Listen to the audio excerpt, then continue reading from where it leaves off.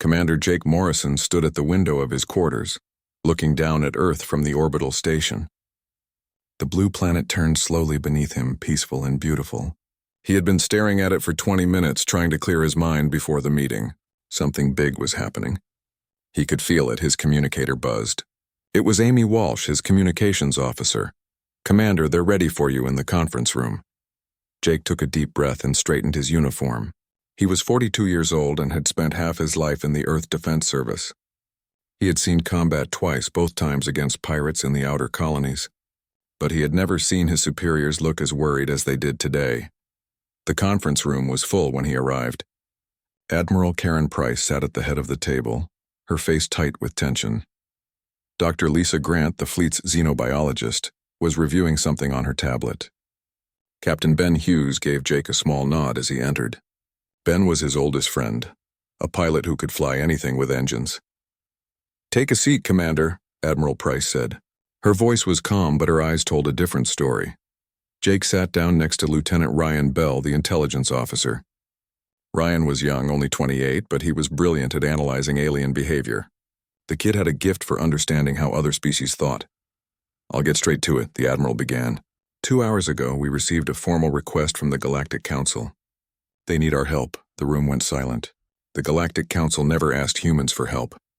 Earth had joined the Council 30 years ago, but most aliens still treated humans like dangerous animals. They came from soft worlds with gentle weather and small predators. Earth was different. Earth was classified as a Class 12 death world, the most dangerous rating possible. "What kind of help?" Jake asked. The Admiral pressed a button and a hologram appeared above the table. It showed a star system Jake didn't recognize. 3 planets orbited a yellow star. The second planet was marked in red. "This is Valaxis Prime, home to the Valaxi people. 6 months ago, they were attacked by something called the Kryn Swarm. The Kryn are a parasitic species. They consume everything. Whole planets. Whole civilizations. They don't negotiate. They don't stop. They just eat." Dr. Grant spoke up. "The Valaxi are herbivores, peaceful. They're known for their computers and mathematics. They have no real military tradition. When the Kryn came, they weren't prepared. The hologram changed, showing images of destruction. Cities in ruins, ships torn apart." Jake felt his stomach tighten. "The Council sent 4 fleets to help the Valaxi," the Admiral continued. "All 4 were destroyed. The Kryn adapt too fast. They learn from every battle. Traditional weapons barely slow them down. The Council is desperate. They're losing. So they're calling us," Ben said quietly. "The Deathworlders." "Yes," the Admiral replied. "They're calling us." Jake looked around the table. Everyone looked as shocked as he felt. "What's the plan?" "We're assembling a response fleet. 27 ships. The EDS Valiant will be one of them. You'll be there, Commander. All of you will." Lieutenant Amy Walsh, who had been silent until now, raised her hand slightly. "Admiral, what exactly do we know about the Kryn? How do they fight?" Ryan Bell pulled up new images. "They're a hive mind.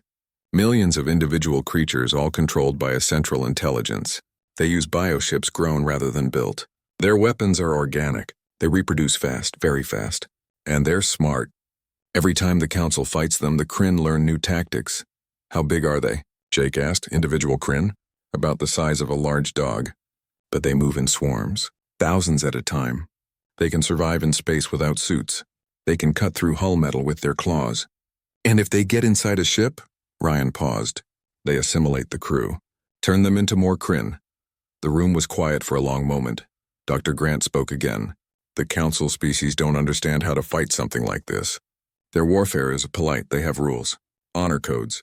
They try to minimize casualties. The Kryn don't care about any of that, but we do," Ben said. "We understand this kind of enemy." The Admiral nodded. "Exactly. Earth has faced extinction-level threats before. We know how to fight when there are no other options. That's why they're asking for us, even though it scares them." Jake thought about that. Humans had evolved on a world that tried to kill them every day. Extreme weather, deadly predators, diseases, earthquakes, volcanoes. Humans had survived all of it by being stubborn and creative, and willing to do whatever it took to live. Other species thought humans were crazy. Maybe they were right. "When do we leave?" Jake asked. 48 hours. We're loading supplies now. Danny Cruz is already prepping the engines on the Valiant. Danny was their chief engineer, a genius with machines. If the ship could run, Danny could keep it running. What about rules of engagement? Jake asked. What are our limits? The Admiral looked directly at him. The Council is giving us full authority. Do whatever you need to do. They just want the Kryn stopped. That was surprising. The Council usually had strict rules about weapons and tactics. They banned certain technologies. They had treaties about treatment of enemies. But now they were desperate enough to give humans complete freedom. There's one more thing, the Admiral said. We're meeting with a Galaxy ambassador tomorrow morning. He wants to brief us personally. He'll be arriving on the station in a few hours. The meeting ended 30 minutes later. Jake walked back to his quarters with Ben and Lisa. This is bad, Ben said. If the Council can't stop these things, we're in real trouble. The Council doesn't know how to fight dirty, Lisa replied. We do. That might be enough. Or it might get us all killed, Ben said. They reached Jake's quarters and stopped. Get your teams ready, Jake told them. Make sure everyone knows what we're up against. And Ben, make sure the pilots are sharp. I have a feeling we're going to need every advantage we can get. Ben nodded and left. Lisa stayed for a moment. Jake, there's something else. Something I didn't want to say in the meeting. She looked worried. I've been reading the reports from the Council fleets that fought the Kryn. The psychological evaluations of the survivors. These aliens. They're traumatized. They've never seen violence like this before. Some of them can't function anymore. They're too scared. You think we'll be different? Jake asked. I think we're already different. Humans have been fighting and dying for thousands of years. We know what war looks like. These Council species, they don't, not really. Jake thought about Earth's history. The wars, the genocides, the nuclear bombs, the plagues. Humanity had done terrible things to itself and survived. Maybe that made humans monsters, or maybe it made them survivors. We'll do what we have to do, Jake said quietly. Lisa nodded and left. Jake couldn't sleep that night. He kept thinking about the Kryn, about the Galaxy people losing their world, about his crew heading into a fight that had already destroyed 4 alien fleets. He got up and went to the observation deck. A few other crew members were there, staring out at the stars. They nodded at him but didn't speak. Everyone knew something big was coming. Amy Walsh was there, sitting alone in a corner. Jake sat down next to her. Can't sleep either? He asked. No, sir. I keep thinking about my sister. She's got 2 kids. What happens to them if the Kryn win? If they keep spreading? Jake didn't have an answer for that. We're going to stop them, he said finally. That's what we do. That's what humans do. We survive, Amy smiled a little. The Deathworlders ride to the rescue. Something like that. The next morning, the Galaxy ambassador arrived. His name was Chen, though Jake suspected that was a translated version. The Galaxy looked almost insect-like, with 4 arms and large compound eyes. Chen was tall, maybe 7 feet, and his skin had a slight green tint. The ambassador met with Admiral Price and the senior officers in the same conference room. Jake was there along with Lisa, Ben, Ryan, and Amy. Thank you for agreeing to help us, Chen said. His voice came from a translator device around his neck. It made his words sound flat and emotionless, though Jake could see the ambassador's body language showing stress. My people are dying. We have lost 12 colony worlds, millions of lives. The Kryn will not stop until everything is consumed. We've reviewed the reports, Admiral Price said. We understand the threat. Do you? Chen asked. The question wasn't rude, just desperate. Do you truly understand? The Council's greatest warriors have fallen. The Tarkron battle fleets, famous across the galaxy, were destroyed in 3 days. The Eldrin, who have studied war for 10,000 years, could not stop them. What makes you think humans can succeed where others have failed? Jake spoke up. Because we're not like the others. We don't fight fair. We don't follow rules when survival is at stake. We do whatever it takes to win. Chen's large eyes focused on Jake. You come from a death world, yes, we know this. But the Kryn are worse than any predator on Earth. They are a force of nature, an extinction event. Then we'll treat them like one, Jake said. On Earth, we've survived extinction events before. We're still here. That's what we do. Chen was silent for a long moment. I hope you are right, Commander. I truly do. Because if you fail, the Kryn will not stop with my people. They will spread. And eventually they will reach Earth. The room went cold. How long do we have? The Admiral asked. The jump through hyperspace took 6 days. 6 days of preparation, training, and worry. Jake spent most of his time reviewing tactical data with Ben and Ryan. The more they learned about the Kryn, the worse it looked. When they finally arrived at the Valaxi border, the sight that greeted them was horrifying. 3 Valaxi defense stations floated in space, torn apart. Debris fields spread for thousands of kilometers. The stations had been massive, each one capable of housing 50,000 people. Now they were just twisted metal and frozen bodies. My God, Amy whispered from her station. Jake felt his jaw tighten. He had seen combat before, but nothing like this. The destruction was total, complete. Picking up a signal, Amy said, her voice more controlled now. It's coming from the 4th planet. Valaxi Military Command. Open a channel, Jake ordered. The screen flickered and a Valaxi officer appeared. She looked exhausted, her compound eyes dim with fatigue. Human vessels, this is Commander Sheila of the Valaxi Defense Force. We're grateful you came. Admiral Price's face appeared on the split screen. She was commanding from the EDS Fortress, the largest ship in the human fleet. We're here to help, Commander Sheila. What's your current situation? The Valaxi officer pulled up a tactical map. The Kryn control 7 systems now.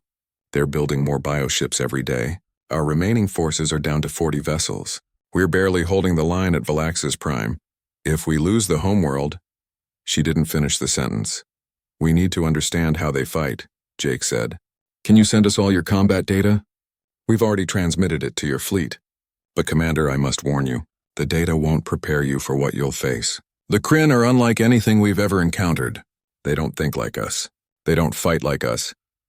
Over the next 2 days, the human fleet analyzed everything the Valaxi had learned. Ryan Bell barely slept, studying the Kryn biology and tactics. What he found was disturbing. Jake visited him in the analysis lab. Ryan looked up from his screens, his eyes red from lack of sleep. I think I understand them now, Ryan said.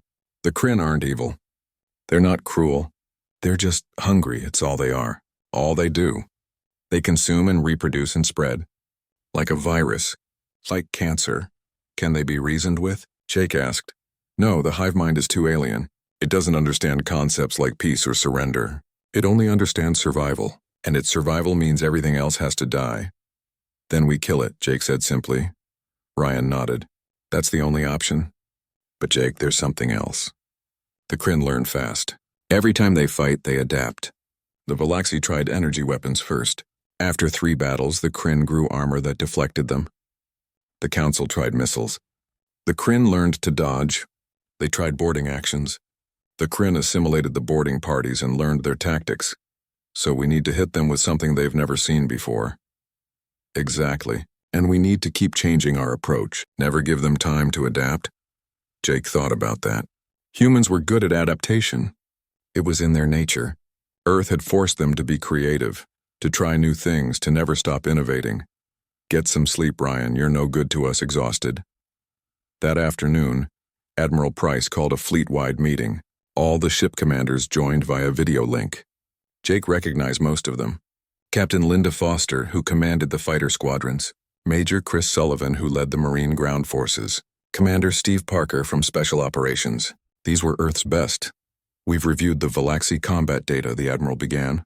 And I'm going to be honest with you. The situation is worse than we thought. The Kryn have numerical superiority, adaptive capabilities, and they're getting stronger every day. If we fight them the way the Council did, we'll lose. She paused, looking at each commander in turn. So we're not going to fight fair. We're going to use every dirty trick we know. We're going to hit them where it hurts and keep hitting them until they break. The Council species might not like our methods. They might think we're barbaric. I don't care. Our job is to win, Captain Foster spoke up. What kind of tactics are we talking about, Admiral? Everything. Suicide drones, mines, biological weapons, chemical weapons, nuclear weapons if necessary. We're going to burn them out of space. The screen was silent for a moment. Then Major Sullivan nodded. About time someone fought these things properly. The Admiral smiled grimly. I thought you'd say that. Now here's the plan. We're going to run a 3-phase operation. Phase 1. We engage their fleet and test their defenses. We learn how they respond to human weapons. Phase 2. We liberate 3 occupied colony worlds. We save as many Valaxi as we can and gather intelligence. Phase 3. She paused. Phase 3, we take the fight to their home territory. We find where they're breeding and we burn it all. Jake felt a chill run down his spine. The Admiral was talking about genocide. Total extermination of an entire species. But what choice did they have? The Kryn would never stop. It was them or everyone else. When do we start? Jake asked. Tomorrow. The Kryn have a fleet gathering near the third planet. 20 bioships according to Valaxi sensors. We're going to hit them with everything we've got. The next morning, the human fleet moved into position. Jake stood on the bridge of the Valiant, his crew at their stations. Everyone was tense. They were about to face an enemy that had destroyed 4 alien fleets. Contact in 5 minutes, Amy reported. Weapons ready, Ben added. All fighters launched and in formation.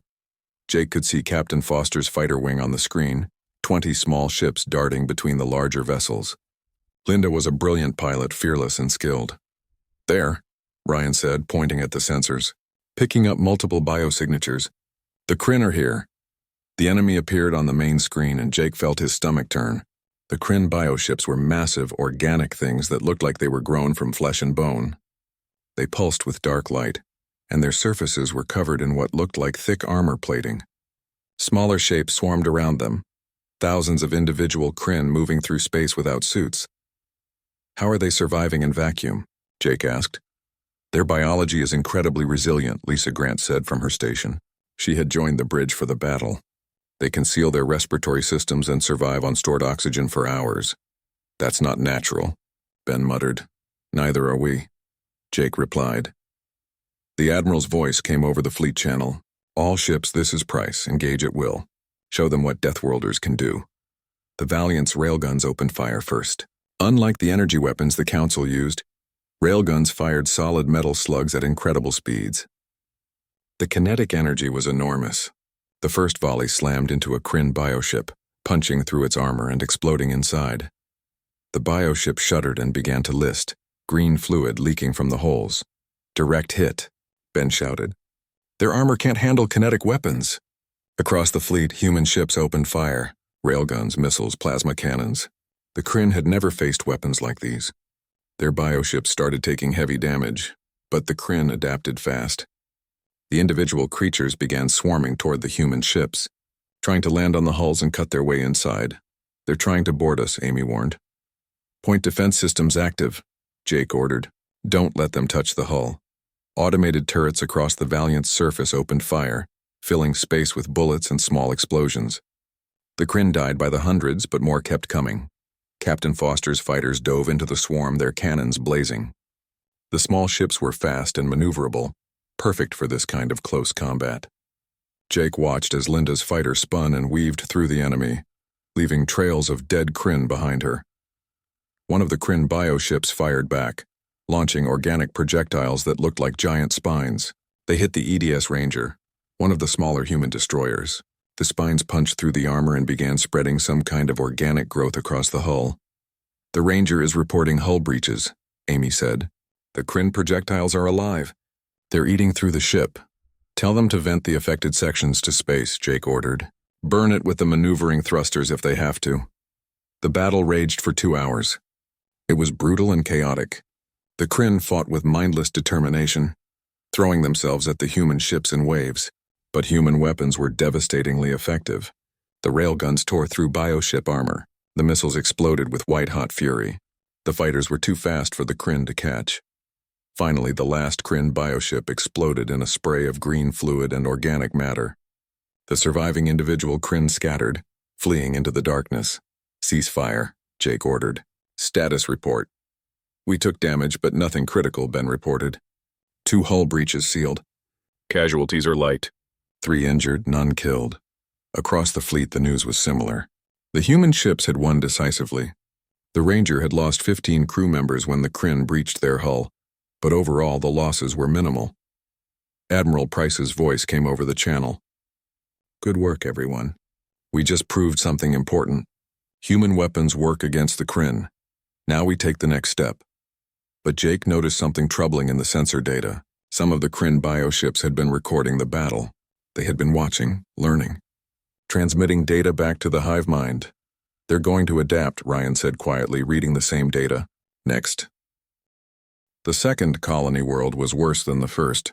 Valaxis 7 had been a research station, home to 30,000 Valaxi scientists and their families. When the human fleet arrived, the sensors showed something that made Jake's blood run cold. The entire planet was covered in Kryn biomass. The hive structures had spread across every continent, connected by massive organic tubes that pulsed with movement. "How many Kryn are down there?" Jake asked. Ryan studied his screens, his face pale. "Millions. Maybe tens of millions. This isn't just a colony anymore. It's a breeding ground." Admiral Price made the decision quickly. "We're not landing troops. It's too dangerous. We'll sterilize the planet from orbit." The human fleet positioned itself above Valaxis 7. Jake felt sick as he gave the order to his weapons officer. What they were about to do was monstrous, but necessary. Fire! The Valiant's missiles launched, streaking down through the atmosphere. They were carrying thermobaric warheads, weapons designed to create massive pressure waves and intense heat. Other ships in the fleet fired similar weapons. Nuclear missiles, plasma bombs, everything designed to create maximum destruction. The surface of Valaxis 7 began to burn. Massive fireballs spread across the continents, consuming everything. The Kryn hive structures exploded, releasing clouds of toxic gas. The organic tubes ruptured, spilling their contents across the burning landscape. It took 6 hours to completely sterilize the planet. When it was done, nothing lived on Valaxis 7. The Kryn were gone, but so was everything else. Lisa Grant stood next to Jake on the bridge, tears running down her face. "We just killed a world," she whispered. "We killed a Kryn breeding ground," Jake corrected her. But his voice was hollow. He didn't feel good about what they'd done. The Valaxi observers were horrified. Commander Sheila contacted Admiral Price directly, her voice shaking. You destroyed an entire planet. The Council would never—" "The Council already lost 4 fleets," the Admiral interrupted. "We're doing what needs to be done. If you can't accept that, you can leave." But the Valaxi didn't leave. They couldn't. They needed the humans too badly. The third colony world, Valaxis 9, was different. The Kryn had only been there for a few weeks. Their hive structures were still small, still growing, and there were survivors. 5,000 Valaxi were trapped in underground shelters, hiding from the Kryn above. Major Sullivan led another ground assault. This time, they had learned from the previous battles. The Marines wore sealed armor with built-in flamethrowers. They moved in tight formations, never giving the Kryn a chance to isolate anyone. Private Tony Reed was part of the assault. He was only 22 years old, fresh out of training. This was his first real combat. He had been terrified during the drop, his hands shaking as he checked his weapon. Sergeant Nicole Hayes had noticed his fear. She put a hand on his shoulder before they landed. "Stay close to me, kid. Do what I do. You'll be fine." Tony nodded, not trusting his voice. They landed near one of the larger hive structures. The Kryn came at them immediately, swarming out of the organic tunnels in waves. Tony fired his rifle, watching the Kryn fall. But they kept coming. Always more of them. "Flamethrowers," Nicole shouted. The Marines with flamethrowers moved forward, spraying fire across the Kryn swarm. The creatures shrieked, a horrible high-pitched sound that made Tony's teeth hurt. They burned, their bodies blackening and crumbling. "Move up. Clear those tunnels." Tony followed Nicole into the hive structure. Inside it was dark and humid. The walls pulsed with strange light. Everything smelled like rot and chemicals. Tony's stomach churned, but he kept moving. They found the first survivors in a sealed chamber deep underground. 12 Valaxi civilians, scared and starving. Nicole's squad escorted them back to the dropships while other teams pushed deeper into the hive. Over 3 days, they rescued all 5,000 survivors. But the cost was high. 30 Marines died in the fighting. Another 50 were wounded. One Marine, a corporal named Gary Price, was caught by a group of Kryn. They injected him with their parasite before his squad could save him. Dr. Ross tried everything, but the parasite spread too fast. Within an hour, Gary was gone. His body was still alive, but his mind was now part of the Kryn hive mind. He had to be restrained and sedated. Tony watched through the window of the medical bay as Gary thrashed against the restraints, his eyes blank and empty. It could have been him. Could have been any of them. "Don't think about it," Nicole said, coming up beside him. "Focus on the mission. We saved 5,000 people today. That's what matters." But Tony couldn't stop thinking about Gary, about how easy it would be to lose yourself to the Kryn. Back in orbit, Jake met with Admiral Price and the other commanders. They had completed Phase 2, 3 colony worlds dealt with, but the Kryn were still out there, still spreading. "It's time for Phase 3, the Admiral said. "We need to find their home territory and end this." Lieutenant Holly Barnes, the fleet's cyber warfare specialist, had been working on hacking into the Kryn neural network. She had managed to capture a live Kryn during one of the ground battles and had been studying its connection to the hive mind. "I think I've found it," Holly announced, joining the meeting via video link. "The Kryn home systems are 3 jumps from here. 5 planets, all heavily infested. And there's something else. A massive biostructure on the central planet. I think it's the Queen. The central intelligence that controls the entire hive mind." "If we kill the Queen, what happens to the rest of the Kryn?" Jake asked. "Unknown," Holly admitted. "But based on the neural patterns I've observed, the Queen is the core processor. Without her, the hive mind should collapse. The individual Kryn might become mindless. Or they might die. I can't be sure." Admiral Price looked at the tactical map showing the Kryn home systems. "We'll need to fight through their entire fleet to reach that planet." "They'll throw everything they have at us," Commander Steve Parker added. He was the special operations leader, a quiet man with cold eyes. "We're talking about hitting them where they live. They'll defend it to the last creature." "Then we better be ready for the fight of our lives," the Admiral said. The human fleet spent the next week preparing. They took on ammunition, repaired damaged ships, and planned their assault. The Valaxi contributed their remaining 40 vessels to the attack. It wasn't much, but every ship counted. Jake walked through the Valiant during this time, talking to his crew. They were exhausted, traumatized by what they'd seen and done. But they were also determined. They had come too far to stop now. He found Amy in the communications center staring at a photo on her tablet. It showed 2 young children, a boy and a girl. "Your niece and nephew?" Jake asked. Amy nodded. "They're 5 and 7. I promised my sister I'd come back. But after what we've seen," she trailed off. "We're going to come back," Jake said firmly. "All of us. We're going to finish this and we're going to go home." He hoped he wasn't lying. The jump to Kryn space was tense. Everyone knew what was waiting for them. When they emerged from hyperspace, the sensors immediately lit up with contacts. Hundreds of bioships, thousands of Kryn fighters, the entire Kryn military force gathered to defend their home. "Well," Ben said quietly, "at least we won't have to hunt for them." The Admiral's voice came over the fleet channel. "All ships, this is Price. We knew this was coming. The Kryn are going to throw everything at us. They're going to try to overwhelm us with numbers. Don't let them. Stay together. Support each other. And remember why we're here. We're here to end this threat once and for all. Good luck to all of you." The battle began with a massive missile barrage. Both sides fired everything they had. Space filled with explosions, turning the void between the fleets into a storm of fire and metal. The Valiant shook as Kryn projectiles hit its shields. Jake gripped his command chair, watching the tactical display. The human fleet was outnumbered 5 to 1, but they had better weapons and better training. Captain Linda Foster's fighter wing dove into the Kryn formation, disrupting their attack patterns. The small human fighters were like wasps, stinging and retreating before the Kryn could respond. But the Kryn were learning. Jake saw them adapting in real time. They started coordinating their attacks better, focusing fire on individual human ships instead of spreading their weapons across the fleet. The EDS Ranger, which had already taken damage in earlier battles, was hit by multiple Kryn bioships. Its shields collapsed and the bioships latched onto the hull like parasites. Within minutes, the Ranger was compromised. "Ranger is lost," Amy reported, her voice breaking. "They're evacuating, but the Kryn are boarding them." Jake watched helplessly as the Ranger's crew fought to escape. Some made it to the escape pods. Others didn't. The Ranger exploded 20 minutes later, taking 3 Kryn bioships with it. "Keep fighting," Jake ordered, though his heart was heavy. "We can't let their sacrifice be for nothing." The battle raged for hours.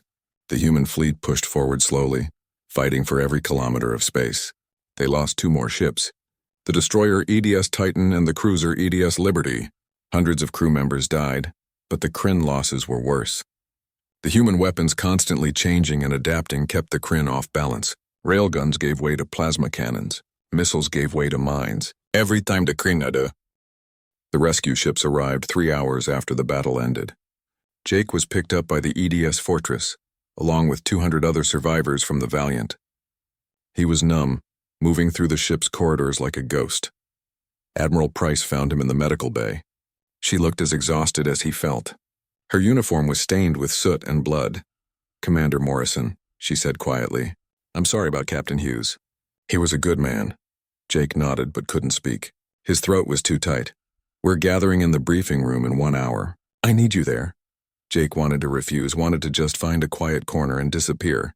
But he was still an officer. Still had responsibilities. The briefing room was crowded with survivors. Jake recognized faces from other ships. Major Sullivan was there, his left arm in a sling. Sergeant Nicole Hayes sat next to Private Tony Reed, who looked like he'd aged 10 years in the past few days. Captain Linda Foster had survived, though her fighter had been destroyed. She had ejected just in time. Admiral Price stood at the front of the room, waiting for everyone to settle. When she spoke, her voice was heavy with exhaustion and grief. "We won. The Kryn threat is over. The Queen is dead and the hive mind has collapsed. Across all 5 Kryn homeworlds, the creatures are dying. Within a week, they'll all be gone." There should have been cheering, celebration. But the room was silent. "But the cost," the Admiral continued, "was severe. We lost 6 ships. Over 2,000 crew members are dead. Many more are wounded. Captain Hughes gave his life to ensure our victory. He will be remembered as a hero." Jake closed his eyes. A hero? Ben would have laughed at that. He'd never wanted to be a hero. He just wanted to fly. "The Valaxi people are safe now," the Admiral said. "Their homeworld is secure. The colonies that weren't destroyed can be rebuilt. The Galactic Council has expressed their gratitude. We did what we came here to do." But Jake could hear the unspoken words. "We also showed the galaxy what we're capable of. We burned worlds. We used weapons that terrified even our allies. We proved that humans are as dangerous as everyone feared." The meeting ended after an hour. Jake left quickly, wanting to be alone, but Sergeant Nicole caught up with him in the corridor. "Commander, can I talk to you for a minute?" Jake stopped, turning to face her. Nicole looked tired but strong. She always looked strong. "What is it, Sergeant?" "It's about Private Reed. He's not handling this well. What we saw on Valaxis 9, what happened to Corporal Price. Tony can't stop thinking about it. He's having nightmares. I'm worried about him." Jake sighed. "Send him to Dr. Ross. She can help." "I did. But I think he needs to hear from you. You're his commander. He looks up to you." Jake wanted to say he was the wrong person for this, that he couldn't even handle his own grief, let alone help someone else with theirs. But Nicole was right. Tony was his responsibility. "I'll talk to him," Jake said. He found Tony in one of the observation decks staring out at the stars. The young Marine looked small, hunched over with his arms wrapped around himself. "Private Reed," Jake said, approaching carefully. Tony jumped, then stood at attention. "Sir," at ease. "Mind if I sit?" Tony shook his head and Jake sat down on the bench next to him. They were quiet for a moment, both looking out at the endless void. "I can't stop seeing him," Tony said finally. His voice was barely a whisper. "Corporal Price. The way his eyes looked when the parasite took over. He was still in there, sir. I could tell. Part of him was still aware, still trapped in his own body, watching as the Kryn took control. And we couldn't save him." Jake didn't have easy answers. He'd seen terrible things in his career, but nothing like what they'd faced against the Kryn. "You did everything you could," Jake said. "Sometimes that's not enough. Sometimes people die despite our best efforts. It's not fair. It's not right. But it's reality. How do you deal with it?" Tony asked. "How do you keep going after seeing things like this?" Jake thought about Ben, about the crew members he'd lost on the Valiant, about all the deaths that had happened under his command. "I don't know if I do deal with it," Jake admitted. "I just keep moving forward. Focus on what comes next. Honor the people we lost by living the lives they can't." Tony was quiet for a long moment. "Captain Hughes was your friend, wasn't he?" "My best friend. We went through academy together, served together for 20 years. I thought he'd always be there." Jake felt his throat tighten again. "But he made his choice. He sacrificed himself so the rest of us could complete the mission. I can't let that be for nothing. Do you think it was worth it?" Tony asked. "All the death, all the destruction. Was stopping the Kryn worth what we did?" Jake didn't answer immediately. It was a question he'd been asking himself since they sterilized Valaxis 7. I think, he said slowly, that sometimes there are no good choices, only necessary ones. The Kryn would have kept spreading. They would have consumed everything. Billions would have died, maybe trillions. We stopped that. But the cost? He shook his head. The cost will haunt us forever. Tony nodded, seeming to understand. They sat together for a while longer, two soldiers trying to make sense of the horror they'd lived through. Over the next few days, the human fleet regrouped and began the journey back to Valaxi space. They traveled slowly, giving people time to rest and heal. The Valaxi sent ships to escort them, treating the humans like conquering heroes. But Jake felt like anything but a hero. Dr. Lisa Grant found him in his temporary quarters on the fortress. She looked different now, older somehow. The war had changed all of them. We need to talk about what happens next, she said, sitting down across from him. What do you mean? The Galactic Council is convening an emergency session. They want to discuss the human military actions during the campaign. Some species are calling for restrictions on human weapons. Others are demanding that humans be made a protectorate species. Jake felt anger flare in his chest. A protectorate? They called us for help. We saved them. And they're terrified of us because of how we did it, Lisa replied. Jake, you have to understand. These species have never seen warfare like ours. The weapons we used, the tactics we employed, it's beyond their comprehension. They think we're monsters. Maybe we are, Jake said bitterly. Lisa reached across and grabbed his hand. No, we're survivors. We did what was necessary. But now we have to deal with the political fallout. The Galactic Council session was held 3 weeks later, in a massive space station orbiting the Valaxi homeworld. Admiral Price led the human delegation. Jake was there as a witness, along with several other officers. The council chamber was enormous, with representatives from all 47 member species. The Valaxi ambassador Chen was there, along with representatives from the Tarkron, the Eldrin, and dozens of other species. The session began with a presentation of the facts. The Kryn had been eliminated. 5 planets had been completely sterilized. Thousands of Kryn bioships destroyed. The threat was over. Then the accusations began. The Tarkron representative, a large reptilian creature, stood up. The humans used weapons that are banned by council law. Nuclear devices, biological weapons. They destroyed entire worlds without hesitation. This kind of violence cannot be tolerated.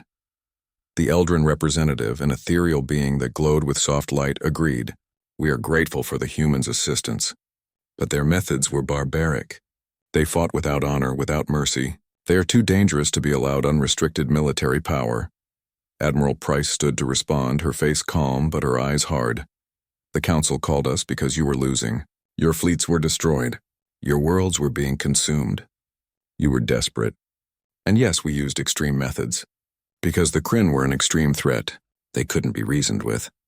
They couldn't be stopped with your honorable warfare. They could only be destroyed. You murdered an entire species, the Tarkron representative said. We eliminated a threat to all sapient life in this sector. The Admiral shot back. The Kryn were not a civilization. They were a plague. Would you rather we had let them spread? Let them consume your worlds too? The chamber erupted in arguments. Some species defended the humans. Others condemned them. The debate raged for hours. Finally, Ambassador Chen stood up. The room gradually fell silent. The Valaxi had earned respect through their suffering. I would like to speak, Chen said through his translator. My people called for help when we had no hope left. The council sent fleets, but they failed. The Kryn were unstoppable. We were days away from extinction. Then the humans came. Yes, their methods were harsh. Yes, they used weapons that frightened us. But they saved us. Millions of Valaxi are alive today because humans were willing to do what others would not. He paused, his large compound eyes scanning the chamber. I have studied the humans during this campaign. I have learned about their world, their history. Earth is classified as a Class 12 death world, the most dangerous rating possible. Humans evolved in conditions that would kill most of us within hours. They survived predators that would terrify our warriors. They endured diseases, natural disasters, and environmental extremes that shaped them into what they are. They are not cruel. They are not evil. They are simply adapted to survive in ways we cannot understand. That is exactly why they are dangerous, the Eldrin representative said. Yes, Chen agreed. They are dangerous, but they are also necessary. 6 months after the Kryn War ended, Commander Jake Morrison stood in front of a stone monument on Earth. The monument was black granite, polished until it reflected the sky. On its surface were carved the names of everyone who had died in the campaign. 2,347 names. Jake found the one he was looking for halfway down. Captain Ben Hughes. Next to it was a small hologram projector showing Ben's face, smiling the way he always smiled. "I kept my promise," Jake said quietly to the monument. "I told them you didn't hesitate. That you saved us all. They're calling you a hero now. I think you'd hate that." The wind blew through the memorial park. Other people were there, families of the fallen, veterans paying their respects. Jake recognized a few faces. Amy Walsh was there with her sister and the 2 kids. Sergeant Nicole Hayes stood at attention in front of another name, tears running down her face. Major Sullivan sat in a wheelchair, his injuries from the war having cost him the use of his legs. Private Tony Reed approached Jake carefully. The young man looked better than he had on the ship. The nightmares had faded, though Jake knew they'd never completely go away. "Commander Morrison, sir, I wanted to thank you for talking to me after the battle. It helped. How are you doing?" Jake asked. "Better. Dr. Ross has been helping me process everything. I'm being reassigned to training duty, helping prepare the next generation of Marines. I think I need some time away from combat." Jake nodded. "That's smart. Take care of yourself, Tony. You too, sir." Tony walked away and Jake was alone with the monument again. He placed his hand on Ben's name, feeling the cold granite under his fingers. "I miss you," he said simply.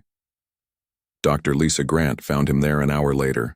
She had been promoted to senior diplomatic advisor and spent most of her time now at the council headquarters, trying to improve relations between humans and the other species. "I thought I'd find you here," she said. "Can't seem to stay away," Jake admitted. They stood together in silence for a while, reading the names on the wall. "Did you hear the news?" Lisa asked. "The Valaxi finished their monument. They're calling it The Saviors We Feared. It's a massive sculpture showing human ships standing between Valaxis Prime and the darkness." "I heard. They invited me to the unveiling ceremony. I'm not going." "Why not?" Jake gestured at the monument. "Because of them. All these people died to save the Valaxi. I don't need a statue to remember why." Lisa nodded, understanding. "The council has been different since the war. More cautious. Some species are avoiding humans entirely. Others are trying to befriend us, hoping we'll protect them if another threat emerges. And we will," Jake said. "That's our role now. The scary guardians at the edge of civilization. Is that so bad?" Jake thought about that. "I don't know. Sometimes I think we should have refused the mission, let the council handle their own problems. Then I remember what would have happened if we hadn't stopped the Kryn. How many billions would have died? And I know we made the right choice, even if it cost us everything." Lisa put her hand on his shoulder. "You're a good man, Jake Morrison. Don't let the darkness convince you otherwise," he smiled sadly. "I'm trying." That evening, Jake returned to his apartment in the city. It was strange being back on Earth after so long in space. Everything seemed too quiet, too safe. He found himself missing the constant hum of a ship's engines, the feeling of being ready for anything. His communicator buzzed. It was Admiral Price. "Morrison, I need to see you in my office tomorrow morning." 800 hours. "What's this about, Admiral?" "Can't discuss it over an open channel. Just be there." The call ended. Jake frowned, wondering what could be so sensitive that the Admiral wouldn't talk about it on a secure military channel. He showed up at 800 hours exactly, wearing his dress uniform. The Admiral's office was on the top floor of Earth Defense Command, overlooking the city. The view was spectacular, but the Admiral wasn't looking at it. She was reviewing something on her tablet, her face grim. "Sit down, Commander," she said without looking up. Jake sat, waiting. The Admiral finished reading whatever was on her tablet, then set it down and looked at him directly. "I'm giving you a new command. The EDS Warrior. She's a cruiser, bigger than the Valiant. Top of the line, fresh from the shipyards." Jake was surprised. "Admiral, I'm honored, but I'm not sure I'm ready to command again." "I know. That's why you're perfect for it. You understand the weight of command now. The responsibility. Too many officers think commanding a ship is about glory and adventure. You know it's about keeping your crew alive and completing the mission in that order. Why now? The war is over. The Admiral's expression darkened. That's what I need to talk to you about. This is classified, Jake. What I'm about to tell you doesn't leave this room. Jake leaned forward, suddenly alert. We've been monitoring deep space signals for the past 3 months, the Admiral continued. 2 weeks ago, we picked up something disturbing. A distress call from the Galactic South, about 200 light-years from Council space. A species we've never contacted before is under attack. Under attack by what? We don't know. The signal was garbled, but the energy signatures we're detecting are similar to the Kryn. Not identical, but similar. Something organic. Something that spreads and consumes. Jake felt his blood run cold. Another swarm? Maybe, or something worse. The Council doesn't know yet. We're keeping it quiet until we can investigate. I'm sending a small task force to check it out. 3 ships. The Warrior will lead them. You'll take Lieutenant Commander Amy Walsh as your communications officer, and Lieutenant Ryan Bell as your science officer. I'm also assigning Sergeant Hayes and a platoon of Marines just in case. What about Dr. Grant? She's staying here. The Council needs her for diplomatic work, but Dr. Ross will go with you. He'll need a good medic. Jake stood up, walking to the window. The city stretched out below him. Millions of people going about their lives, unaware of the threats lurking in the darkness beyond their world. If it is another swarm, Jake said quietly, the Council will call on us again. They'll expect us to handle it. Yes, they will. That's our burden now, Commander. We're the species that solves the problems no one else can. The Deathworlders who stand between civilization and extinction. Jake turned back to face her. When do we leave? 2 weeks. That gives you time to assemble your crew and get familiar with the Warrior. Jake, she paused, her voice softening slightly. I know you're still dealing with what happened. We all are, but I need you for this. The galaxy needs you. I'll be ready, Admiral. Over the next 2 weeks, Jake threw himself into preparation. The EDS Warrior was impressive. A cruiser 3 times the size of the Valiant with enough firepower to level a small moon. The crew was mostly new, people who hadn't fought in the Kryn War. They looked at Jake with a mixture of respect and fear, knowing his reputation. Amy Walsh transferred over without hesitation. Where you go, Commander, I go. Besides, someone needs to keep you from making stupid heroic sacrifices. Ryan Bell also agreed immediately. If there's something new out there, I need to study it. That's what I do. Sergeant Nicole Hayes brought her best Marines, including Tony Reed. The young man had requested to stay in active duty after all, saying he needed to face his fears rather than run from them. Dr. Megan Ross loaded her medical bay with supplies, preparing for any eventuality. I have a bad feeling about this one, she told Jake. But then, I always have bad feelings before missions. The Warrior departed Earth orbit on a cold morning in March. Jake stood on the bridge of his new ship, watching his homeworld shrink behind them. 2 other ships accompanied them, the destroyer EDS Javelin and the frigate EDS Swift. Course set for the coordinates Admiral Price provided, Amy reported. Jump in 30 minutes, Jake looked around his new bridge. A new ship, a new crew, but the same mission, protect humanity and its allies from the threats lurking in the void. Commander, Ryan said from his station, I've been analyzing the distress signal we received. I'm picking up something strange in the subspace harmonics. It's almost like the signal is alive, right? What does that mean? I don't know yet. But whatever we're heading toward, it's not like anything I've studied before.